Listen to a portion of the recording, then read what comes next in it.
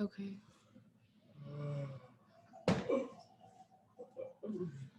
Oh, gone. My internet is really slow.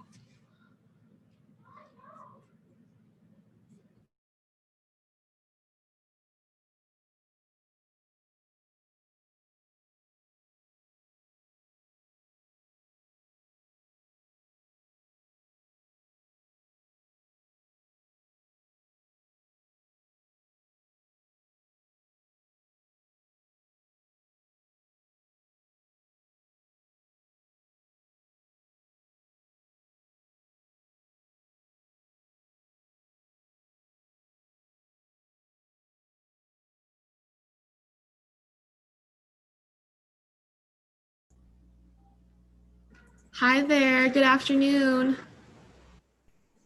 Hey, Jenny. Hello.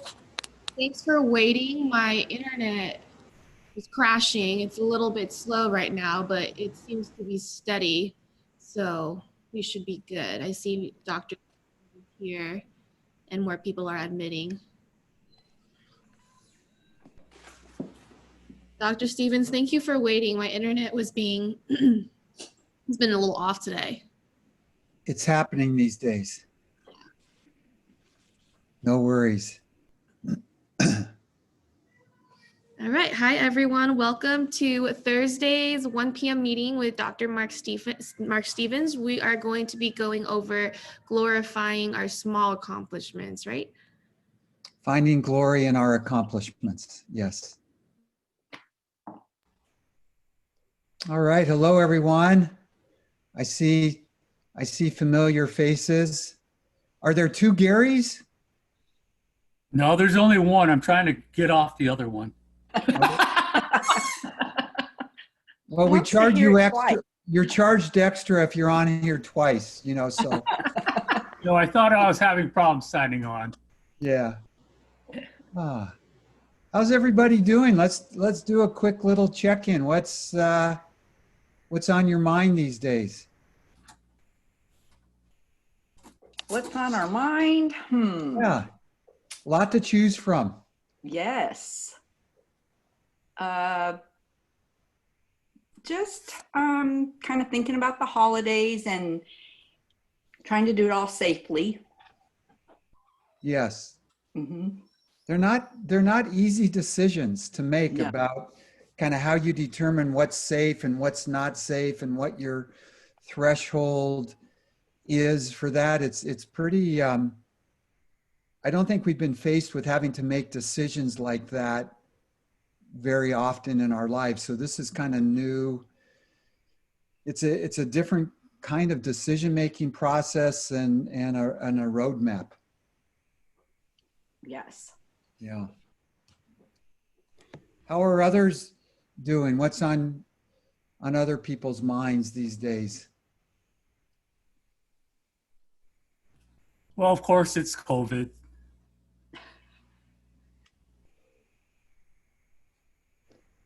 Yeah, it's hard not to.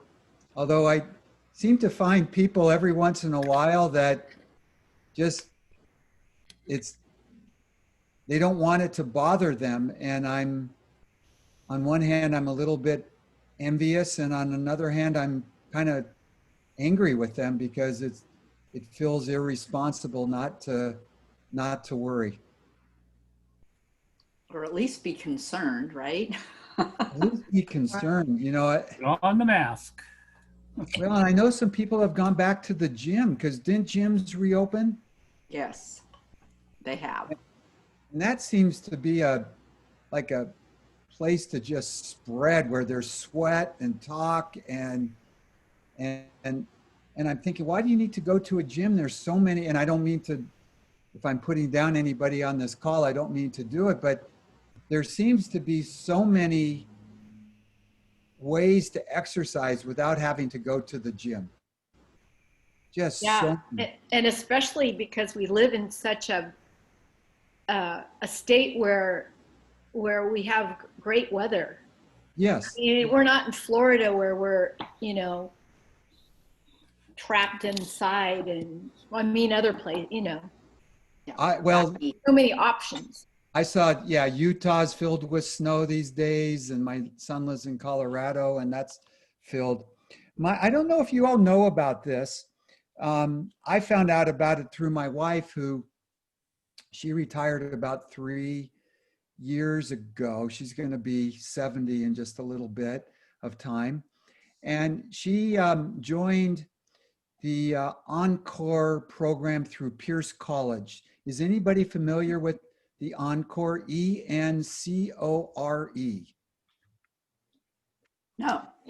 So they have, so it's for seniors. And I'm looking around the room. I think, except for you, Jenny, we all qualify. All right. You can tell? Well, That's because we're related. I think it's 50 and above, if I'm not mistaken. Oh, but, yeah. So it could be 55. But anyways, it's through Pierce College. So you apply to get in through Pierce College. There's no cost at all, and they probably have a good 200 different kinds of classes. From, you can take classes on finance to short stories to, and they're taught by marvelous retired professors and other professors too. But anyways, my wife she does exercise 5 times a week through this Encore program, and they do it on Zoom. And the instructors are just amazing because they're trained to do it for our age folks. You know, they're not just pushing. They're very motivated. So look into it. It's really quite nice. So I was thinking about that because there's tons of ways to exercise without having to go to the gym. There's stuff on Zoom and things like that. So anyways, check it out. The classes tend to fill up pretty good, but now that it's on Zoom, I think they have capacity to have larger classes. And it's called Encore, Encore, ENCORE. Yes. So Okay. just Google in Encore Pierce College, and they'll have all the stuff. I don't know when the registration is happening for the spring semester, but if you're interested, I'd check into it because they do fill up pretty quickly. Yeah, it's a great service. Great service.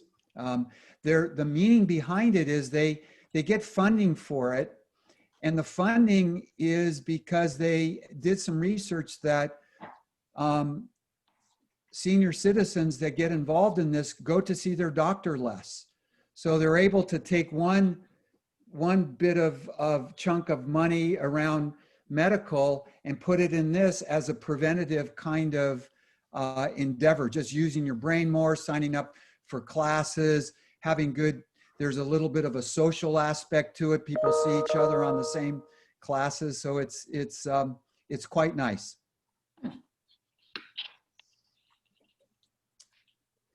Anybody else have a check-in?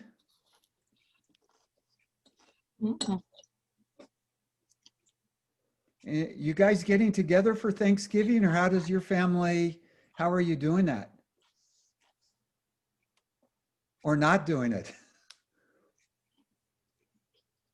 We might have Thanksgiving on the patio. Yeah. My one sister's coming down. At least that's the plan right now. Yeah. Mm-hmm. This sister isn't. It's too far.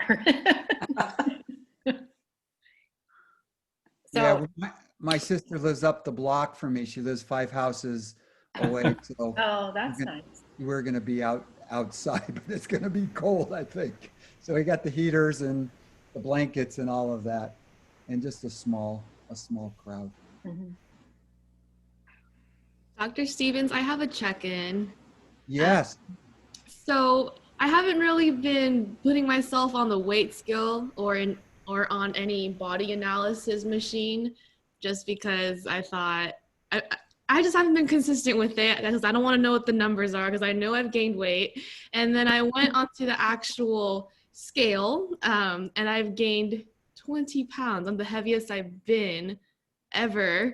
And I'm having a hard time feeling good after I train, because training has always been something that is a part of my weekly process goals, at least 2 or 3 times strength training. And I'm doing that, and I'm realizing that I've gained a bunch amount of weight because I started to reintroduce a lot of foods into my diet again. That way I can build my relationship with food, and I went a little overboard.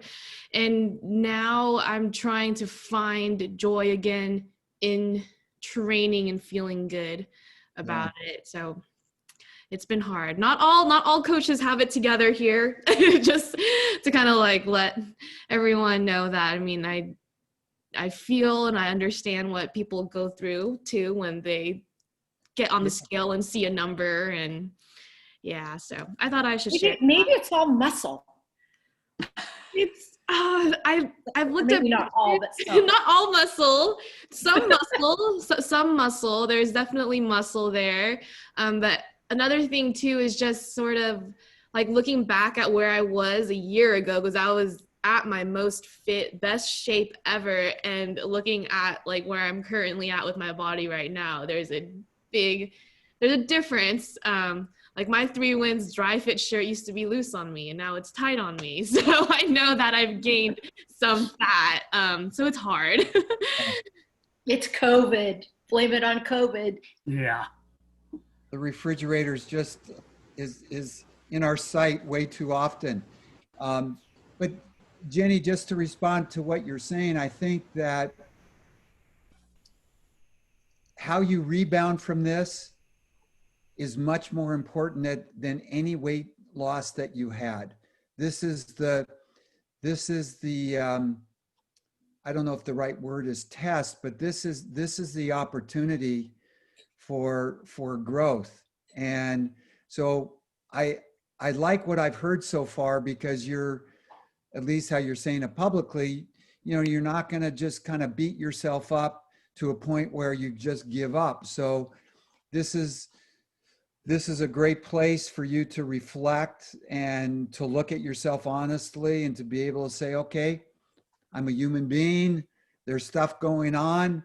How do I want to get back in track? Because I know the kind of feeling that I want to have about my body and how I carry myself, and just how I want to feel. So thank you for your transparency on that and your openness, because I think that when you don't hide in shame about this and you say it out loud, it almost creates a little bit more accountability on your part to say, hey, this is where I'm at. I'm planning on doing something about it. I have a question, Jenny. Are you doing the aerobic component of the fitness program also? Yes, I do my own. So I don't follow along with the aerobic program that's given, but I do try my best to get in at least 9 miles throughout the week of walking, of being on my feet. When the gyms were open and when I was coaching back then, I was always on my feet for my whole entire shift. And now, I mean, I'm sitting on a computer. So my goal now is to actually try to get 3 miles in aerobically every day, just to get the steps in again. And then I'll occasionally, I have an air assault bike. So it's the air bike that uses the arms too. I've done a project and I was my own like human guinea pig, and that program helped me drop a lot of weight too, I would say, because I combined it with my strength training, but it hasn't, my aerobic, like the guidelines, I haven't been meeting consistently. I'm going to admit that. So that's something that I'm definitely working on. Thank you, Janwin. Well, because that's what I found made the difference for me. Was I knew I was not doing the aerobic I was doing before 365. journey to health. I was doing some exercise, but I knew I wasn't getting out there and doing that 150 minutes of aerobic. And I was just amazed at how the change came about, not even monitoring the weight, but just looking at the minutes. And because I have never really lost weight before. This is family on the call right now, mostly, except Molly, but she's from Stockton. I said I had gained consistently with each child, and I have 3 children, and it never kind of fell back. The weight didn't fall back, you know. So over the years, it just went up and up and up. And so I attribute the aerobic component to making a difference. Okay. Thank you, Janwin. I'm going to do that. You inspired me. Yeah. Let me add something else, Jenny, to that. Is that, you know, people talk about I got my steps in. And while it's a good start, and I don't want to push that away from people, but I always ask, well, what kind of steps did you get in? And so one of the best ways to measure the type of steps that you get in is to wear a heart rate monitor, because there's easy steps and there's moderate steps. And then, you know, for example, you can get less steps in say a 15-minute workout, but actually when you look at the power ratio of what's going on and your heart rate, you end up using more calories on potentially a 15-minute workout than you would, say, like a 25-minute workout, just looking at the intensity. Yeah. And they're both really good. The low level intensity is really good just for our bodies. So for me, on certain bike rides, I'm looking at just putting in time on my saddle. It doesn't matter how much elevation, but it's time in my saddle. And I purposely keep my heart rate down. And it's kind of just a fitness, and it's stretching out my muscles. But if I were only doing that, I probably would not get in good enough cardio shape. So they talk about, you know, doing this long range, but also doing some quick intervals and a variety. You all know about that stuff. So think about, do you wear a heart rate monitor? I used to be very consistent of wearing one. When I was doing the Perfect Mile project with the air assault bike, all of my practice, my training sessions were recorded. That way I can see the heart rate graph and its pretty colors. It was really cool looking at that. I need to get mine fixed, which is why I haven't been wearing them, because it doesn't motivate me. Like for me, I know I have the bike, but if I can't see my stats, I don't want to do it. I've become that technology athlete freak. And I have an Apple Watch that I could wear. I just haven't worn it in over a year. So that's something that I do right now until I get my battery fixed for my actual heart rate monitor. And I assume, I was wondering what kind of heart rate monitor that was, because I got a Fitbit watch, but I haven't really figured it all out. But I was wondering, is that adequate to do what you're saying, Dr. Stevens, or what is it that you were using, Jenny, that was accurate?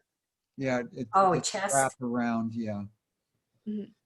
Mine is a Garmin. It syncs with my Strava, right? My Strava and my Garmin. Yeah. So a Garmin chest strap to sync with Strava? Well, I sync it with it syncs with my Garmin that I put on my bike, and then my Garmin syncs with automatically. If you set it up on your iPhone, it syncs to your Strava account. Something Gary should look into investing. So is it a Garmin strap? Yes. That has a heart rate monitor? Yes. Yeah. But I know people have it on their wrist and they do it. It's just a matter of what kind of convenience. I don't want to have it on my wrist all the time and looking at my heart rate. I only want to do it when I'm exercising. And even then, sometimes I don't even want to look at it. But after I can see, basically, I'm looking at my wattage. That tends to be one of the best indicators about how hard you're working. Is there are there different models of Garmin chest straps, monitors? I'm not sure.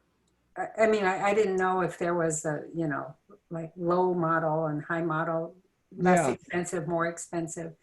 I just got one that's all connected to the kit. So it's connected to my computer, the Garmin computer that I put on my bike, the little thing. And let me show you. This is my Garmin computer. So it weighs probably about, I would say 16 ounces. It's less than a pound. It's very, very light. And then at this point, when I ride, you can get almost anything you want. It will tell you so much information. And then you can decide how much information that you actually want. And this one just syncs to my Strava account. But there's a whole bunch of other these little computers. There's different brands of it. I've always used Garmin. I like the Garmin products. But when you buy the chest monitor, do you have to buy the computer, or can you just sync it to Strava? I'm not certain about that. I think you can probably go online and figure that out, or you can Google. I'm not sure. I've never done that before. It has to sync. Now it has to sync someplace. So it could be syncing to your phone to be able to do that. But I'm not sure. It's got to sync somewhere. Are there any apps that show the plus and minus of wrists versus the chest monitor? What the differences? Comparing the two? Comparing and contrasting. I don't know, Jenny, have you seen that? I haven't seen that. I'm sure there are some out there. I could ask Joshua Carlos if he knows anything about that, since he's all for Garmin and he uses that for Strava too. So that's something that I could ask him, and perhaps he could talk about it in next Tuesday's meeting. Yeah. Thanks. Then if you join Strava, they've got a couple different levels to join. So you can join at the minimal level, and then there's a premium level. If you join at the premium level, you get more information. You can compare workouts. I mean, you can look at any workout and say, okay, I did this wattage on this one, this wattage on this one. So it can give you, it's sort of fun to play with it. If you're a statistics geek, you can end up getting lost in so much of it. You can look at a hill that you did and compare it to how you've done the 30 other times that you've climbed that hill. You can compare yourself with other people your age. You can, there's just tons of stuff that you can do. I think I may have told you, I'm not a social media. I don't have any social media at all. I don't have a Facebook account. I don't have an Instagram. My only social media is my Strava. And I enjoy it. And it kind of leads to, if you're ready, into the kind of talk that I wanted to share with you today. And so let me move on with my story about Strava. Is that, the context is that, finding glory. How do we find glory in what we do? And then let's be a little bit more specific, although I will say to you that the lessons that we learn through our athletics, through our chosen exercise, through how we want to improve our getting in shape, there's just tons of life lessons that we can learn through what it is that we're trying to do, which is to keep our body in shape, to feel good, to enhance our mind, body, and spirit through sweat, through staying in shape, getting in shape, staying in shape. And along that line is that I think it's important to, no matter how old we are, no matter what level we're at as an athlete, is that we find some glory in what it is that we're doing. So I'm going to define with you what glory is from a psychological perspective. I'm going to put glory into context. I'm going to talk a little bit about, is there harm in having too much glory?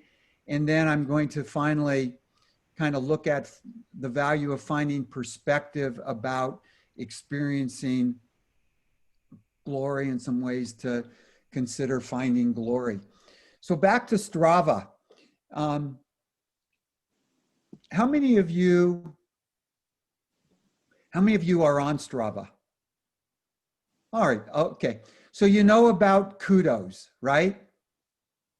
Do you guys give each other kudos? Yeah. You Yep. post things sometimes. Yep. So ideally, you're not hooked too much to your Strava where you're looking for kudos every 5 seconds. That would be a little bit too much of searching for glory.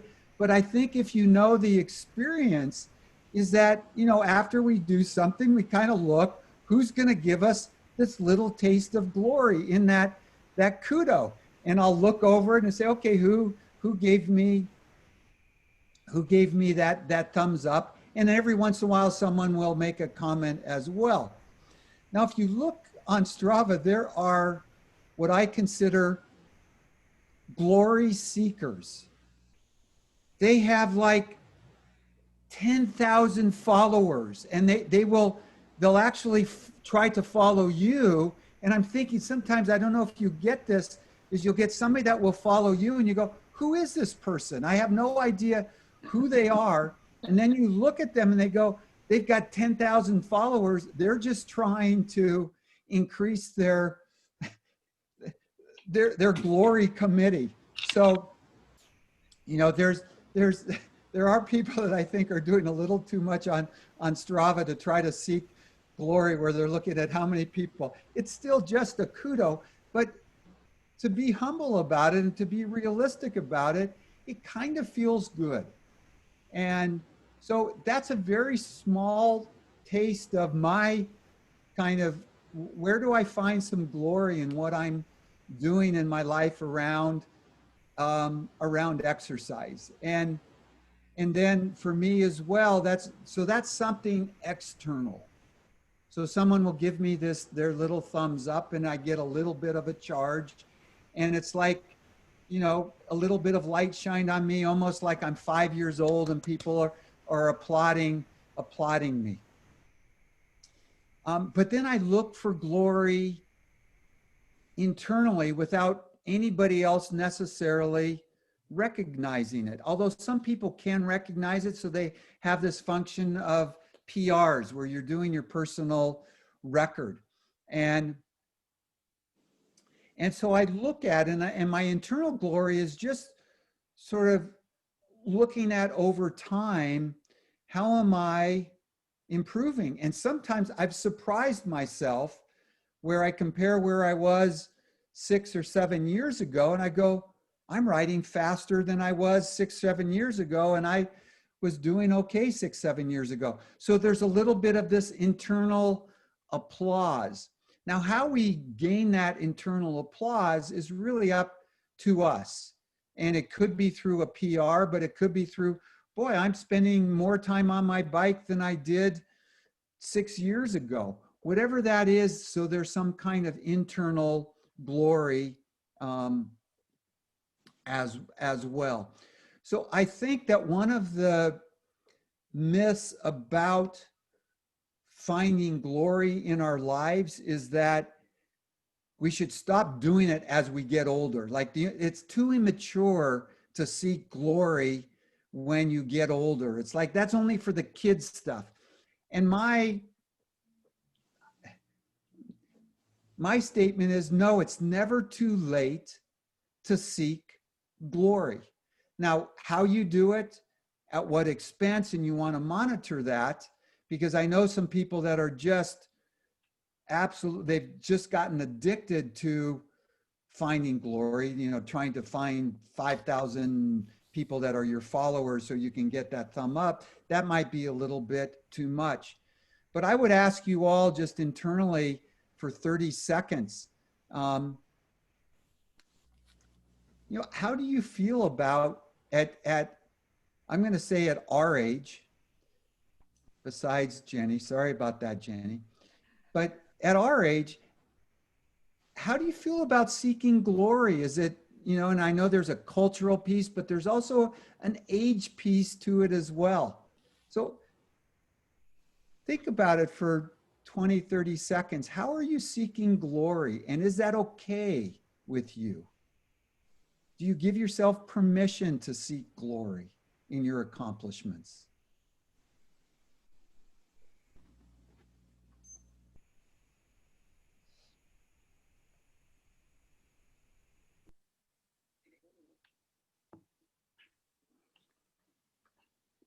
Anybody have a kind of a thought or an insight that they'd like to share about, you know, what it's like at your age now to seek glory or to find glory? Is it okay? Has it gone down? Is it what? I'm really interested from a phenomenological perspective. Well, in regards to this Strava, um, when I signed up for it, I was amazed by it. And then with all the kudos and communication between the three wins and everyone, it's been quite rewarding to me. So I have communicated a couple of times with Josh because at 1 week I had no times at all, but yet I did everything for 7 days. So in fact, I just looked this before we got on here, and last week for the longest time, I'm not on there at all.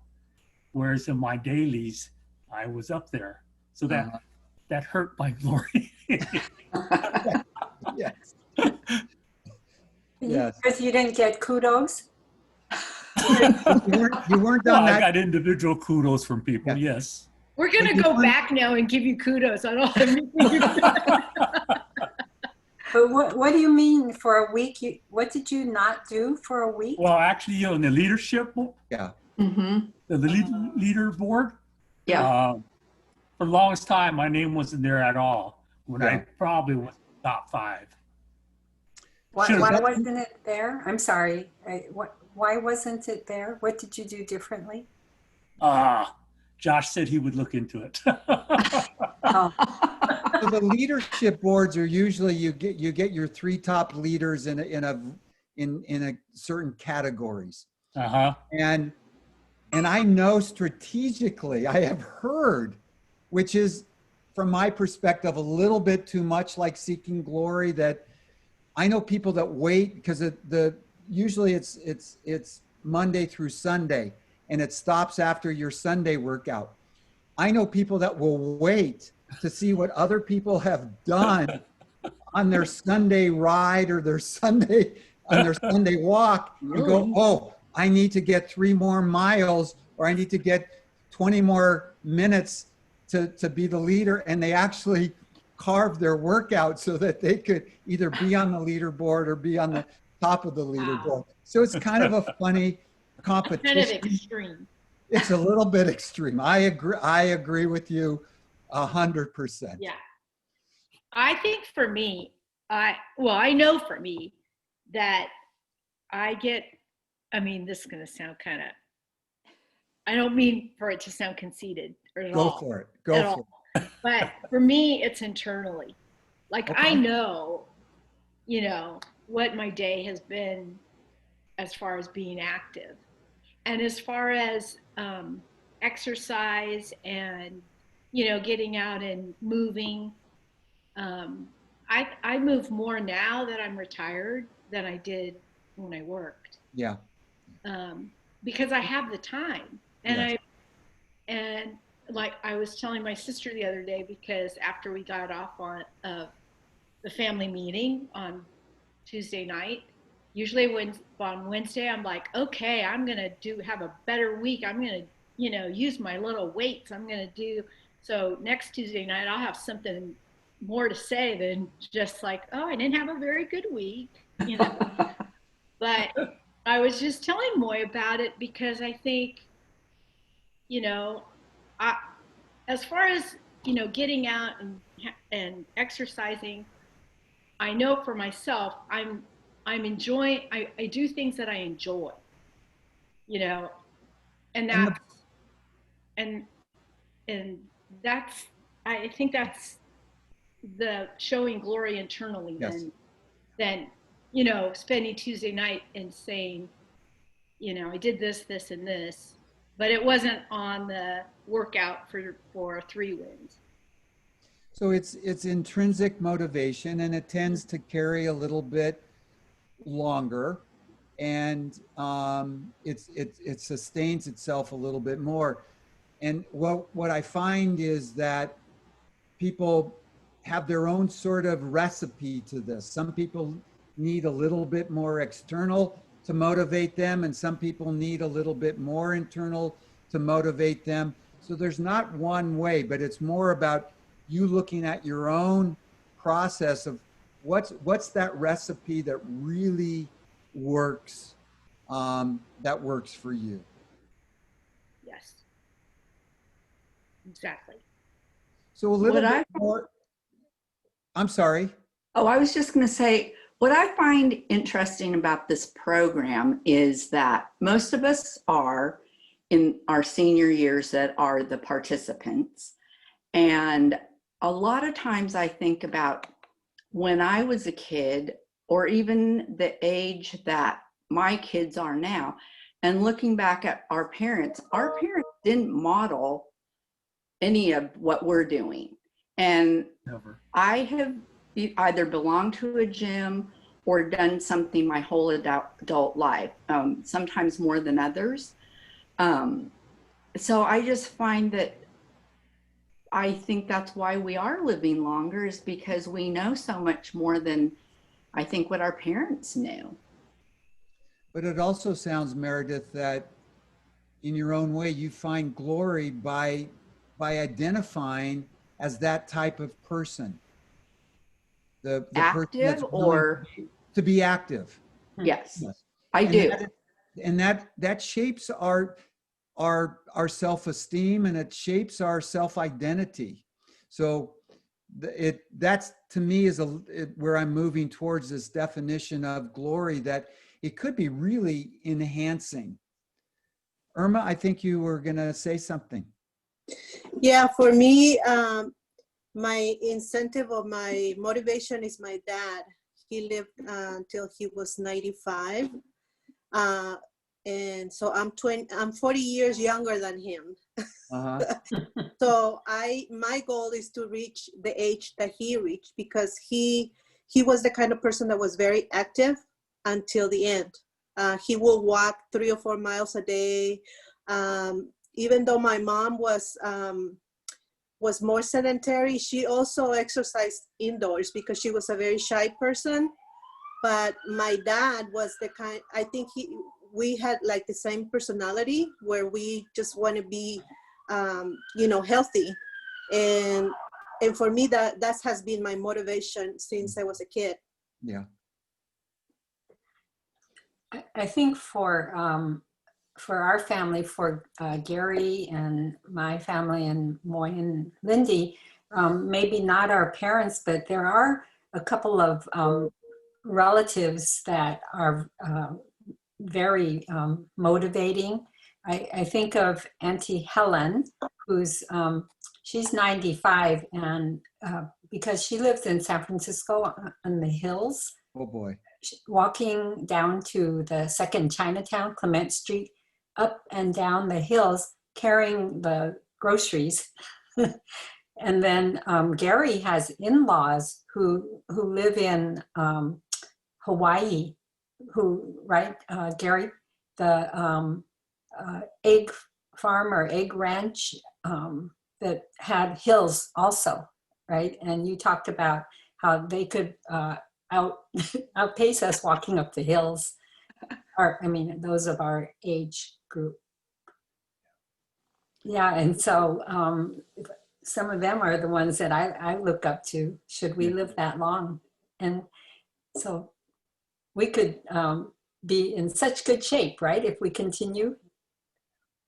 So there's there's lots of different motivations for this. And, you know, just to add on, I think finding role models is so important, and looking at people that are 10 or 15 years older than us, no matter what our age is now, and just seeing how they're navigating this can be really important.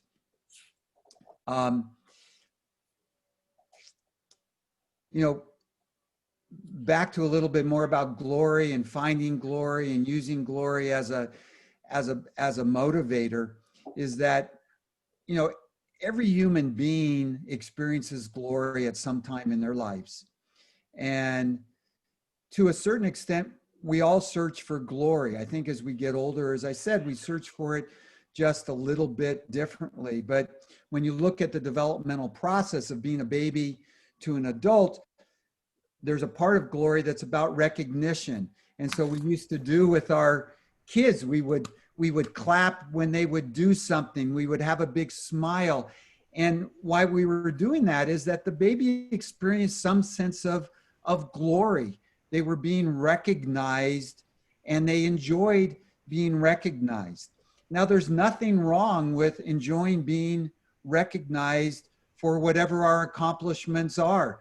You know, there's jokes when the baby goes to the bathroom and, oh, you didn't have to use a diaper, you used the toilet, and oh my goodness, that's a moment of glory for them. So on some level, we have been conditioned to seek glory, but we end up seeking glory just a little bit differently. You know, glory is a felt experience. It's an inner smile. It's excitement. It's feeling recognized, feeling accomplished, feeling worthy. It's feeling some kind of energy. And when you think about the word glory comes from, or glorious comes from glory, it's glorious as having a striking beauty or splendor that evokes feelings of delight and admiration. So I believe as a psychologist that it is part of our human experience. And glory is also a cognitive experience that stays with us forever, knowingly, consciously, and unconsciously. We can still feel the smile on our face and hear the applause for the spelling bee that maybe we won at 7 years old, or hitting a home run to win the game in Little League. That's all in our system. We still, we know it. And the other part from a psychological perspective is that these cognitive and feeling experiences around glory have shaped our confidence, our self-worth, and our identity. And this is what's really interesting. It can also be a protective factor to mental health issues. So I believe as we get older, let's look at how we search for glory. And it's going to be a little bit different than when we were 3. Actually, it's going to be a lot different than we were 3 or in our 20s or in our 30s or 40s or 50s. But I think it's important that we do put on our radar screen what our search for glory is about. A little bit about glory in context. There's some people that experience glory quite often and consistently and for a significant length of time.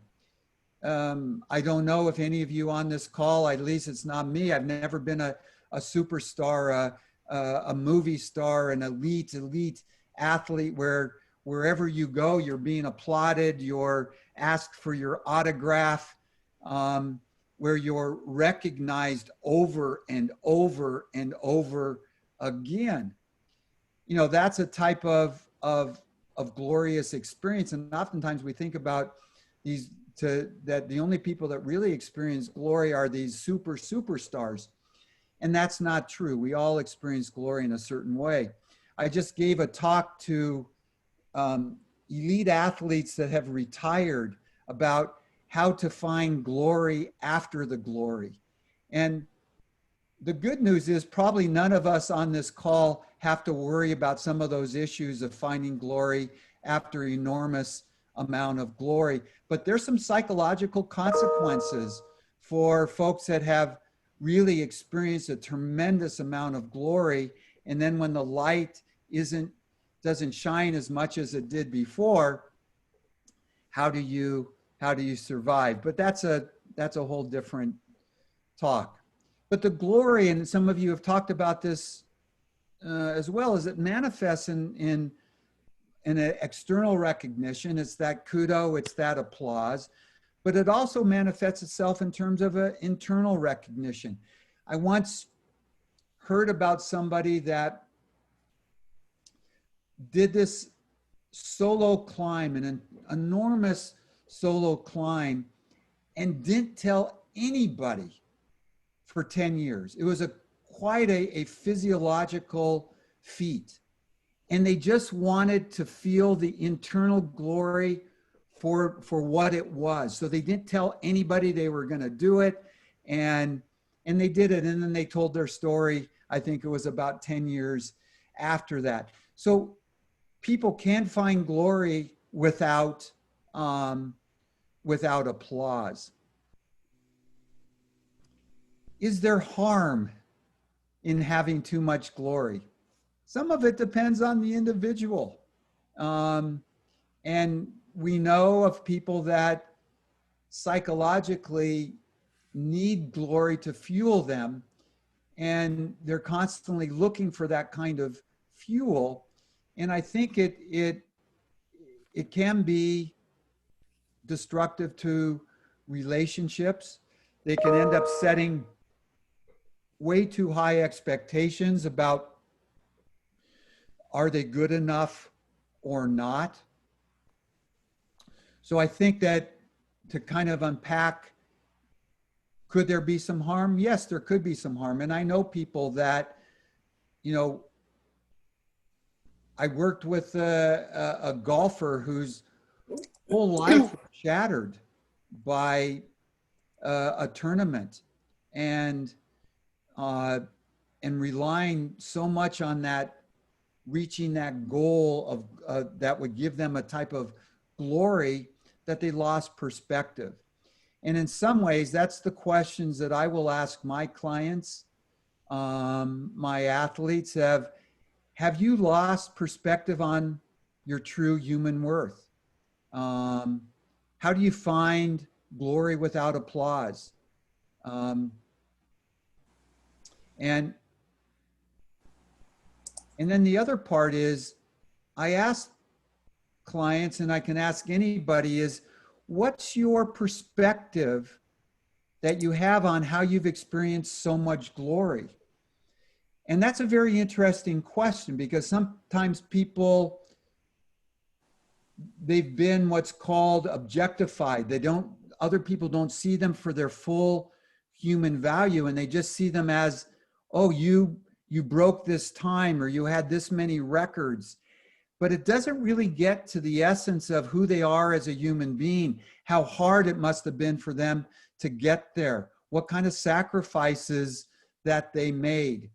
And so it's a little bit dangerous to the person that they felt so much objectification that they've lost a little bit of the sense of what really is the value. It's much more than the world record that they broke. In fact, I think the world record means absolutely nothing. It's the character that got them to that place that means so much. Does that make sense? Yes. Okay.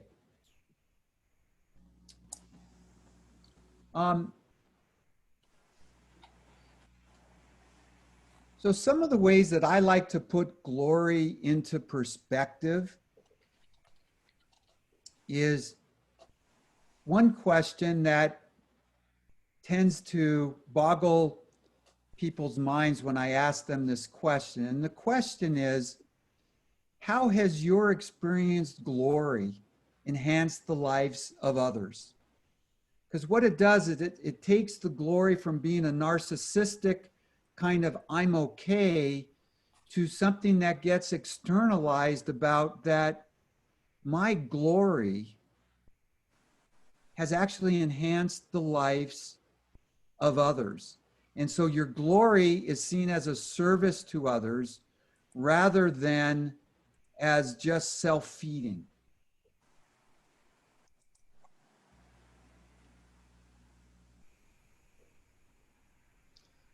And I think I've said this as well as for folks to know how their glory may feed you in ways that enhances your life, but also to know that it can take away your humanness. Experiencing too much glory and without perspective, can it allow you to feel a little bit too entitled? Yes.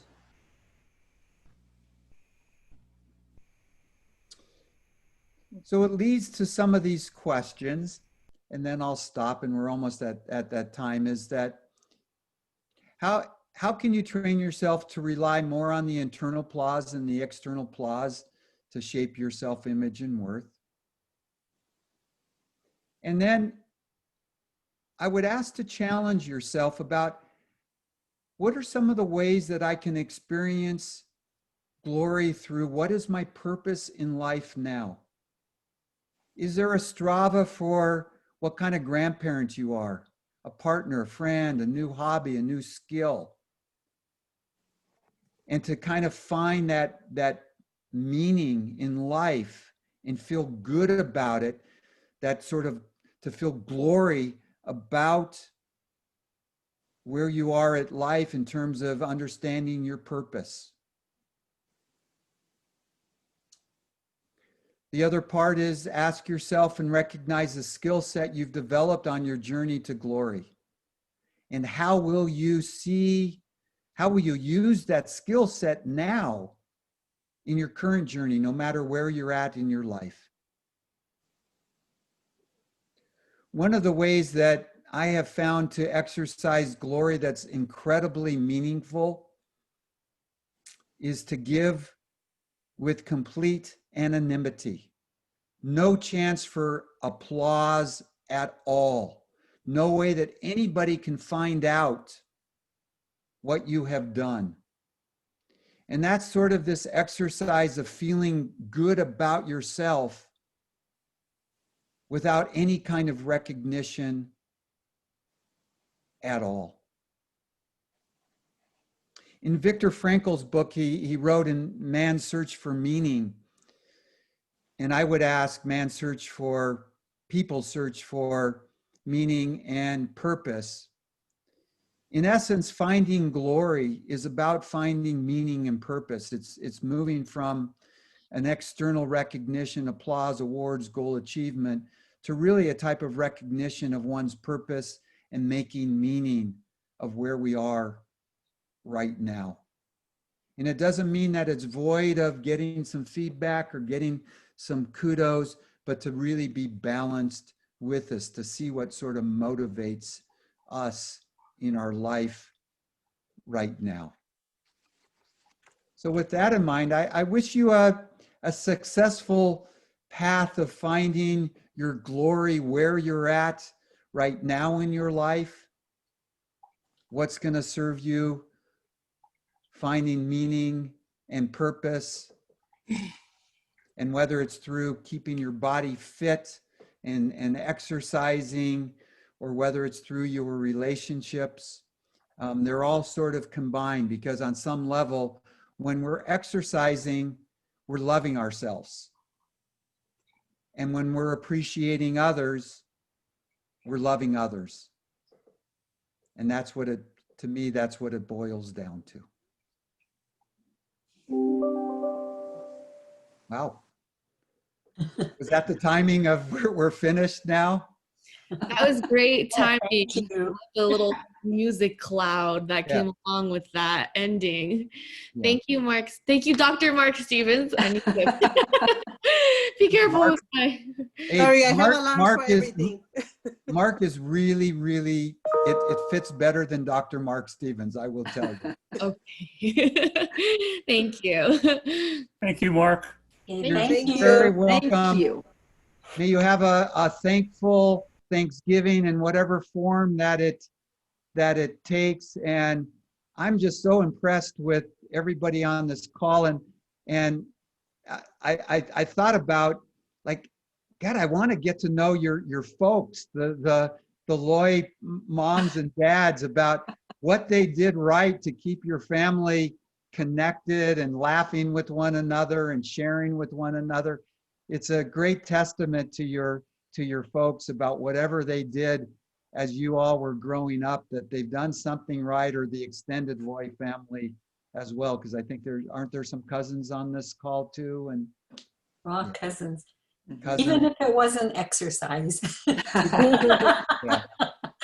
Right. It was watching TV and eating. Whatever it was, there was It's something eating. that was happening Surrounded right. by You guys food. Yeah. want to spend time with one another. Right. All right, be well. All Thank you, right. Thank Jenny. you. Thank you. Happy Thanksgiving. Good weekend. Bye. Thank you. Thank you.